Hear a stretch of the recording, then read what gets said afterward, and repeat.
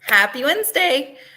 So today I want to take a little bit of a different take. If you've been following along with me, you know that what we normally talk about is really geared towards the customer or, the general population, people who don't work in real estate and are looking to learn more about what they should do in the process or how to get set up for it. Today, I am still talking to you guys, but I want to also pull in and talk to some fellow real estate agents as well, just because I keep seeing a lot of things that are a little bit concerning, not necessarily locally, but on a national level.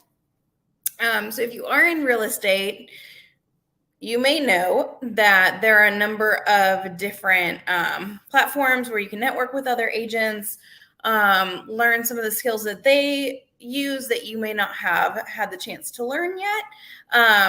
Work out referrals. A lot of times, if I have someone moving out of state, I'm happy to handle their side here, but I know that they need a great professional to handle their purchase to where they're moving. So that's a great partnership to pull in someone that you've been able to kind of watch and form a relationship with and and trust, and are sure that they are going to do a great job.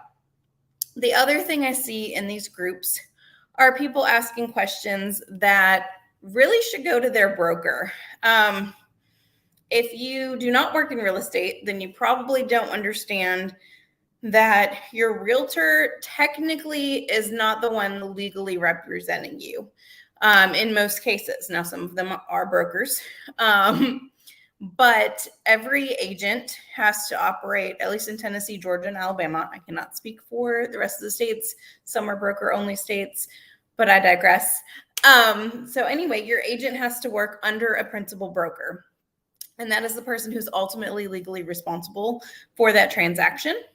And they're there to support that agent and answer any questions they may have, handle any issues that come up that may be a little bit over their head, and make sure that you as the consumer are getting the best service possible.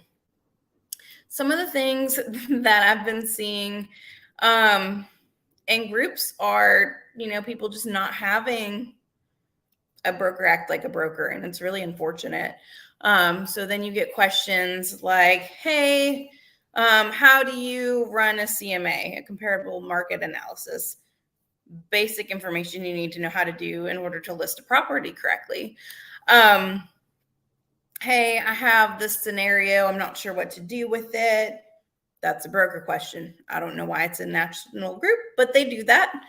Other things, I saw someone looking for a referral agent in Tennessee that would, instead of giving her a referral fee, which is completely legal and normal, would instead give it to the buyer. Sounds great, right?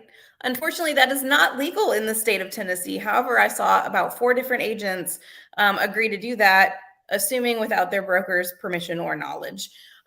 These are people that you want to be really careful of being associated with, because if they don't know the laws to protect themselves, how can you be sure that they know the laws to protect you as the consumer? So it's really difficult because we always want to show everyone in a positive light. Don't really want to call anyone out for doing things that they shouldn't, but at the same time, at the end of the day, it's our job and our legal responsibility to protect you and everything that we can in the transaction. So if you are a consumer, I want you to start asking questions. This goes back to our last conversation, a couple weeks back, about what to look for in an agent. But another thing as a layer that we may not think about, and I failed to even talk about last time, is what support does that agent have inside of their office? Most people, when you go through and you interview them and you ask the right questions, great, I have this agent, they're going to do a phenomenal job, they know what they're doing. Guess what? You can be doing this 30 years and learn something new. So I want you to also ask, what support do you have in your office should something come up that you don't know the answer to? What happens if we do everything right and we still end up in a lawsuit? Who's there to back you up? The answer should be that they have a broker who is very knowledgeable and available at all times. You as an agent should have a broker who is knowledgeable and available for you. It should not take days to hear back. It should not be something where you don't feel comfortable, you don't have the personal relationship, and you're asking advice in a group of agents where a lot of them aren't even licensed in your state. That's not the way that it's set up, and that's not the best service for yourself or your client. So if you find yourself in this situation, I do make sure that I don't overstep. So if you do have a question in Tennessee, Georgia, or Alabama that you do not have the answer to, I am all ears. I'm happy to help. Whether you have an agent already, whether you are the agent, I'm so happy to come alongside of you and help figure it out together. If it is a question that really is a broker question, I'm going to redirect you to your broker and I'm going to help you make contact because that's really important. And if you feel like you're not in the right spot for that, then let's talk about that and figure it out together.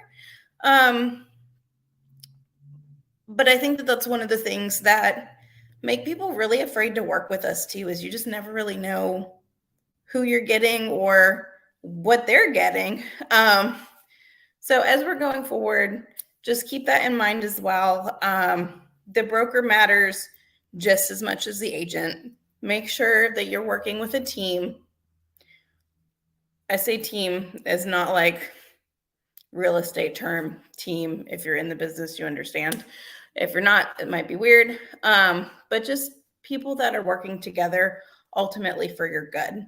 If you guys have any questions on, again, how the broker impacts the transaction from a customer side, or what to look for when you're interviewing a brokerage, if you're a new agent, I'm always happy to answer. Throw it in the chat. I'll respond. Send me a message.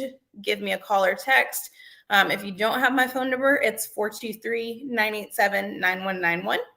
And I look forward to a super fun educational time next week. But this just seemed really imperative to touch on this week. So I hope it has been enlightening, and I will see you all next week. Have a great Wednesday.